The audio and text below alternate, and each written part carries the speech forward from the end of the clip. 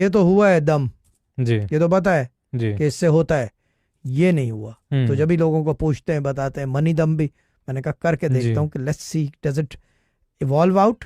हम्म कि जानमाज में रखने की रिवायत तो बहुत सालों से है, हम्म। साईं जी से भी रिवायत है कि बिल्कुल। जानमाज के नीचे से पैसे मिलेंगे, जी वो भी हमने किया जी। है ना। और बिल्कुल। लोगों को मिल रहे हैं, मिल। भले कम हो ज्यादा हो, हम्म भले कम हो ज्यादा हो, और कुछ को मिल रहे हैं कुछ को नहीं मिल रहे।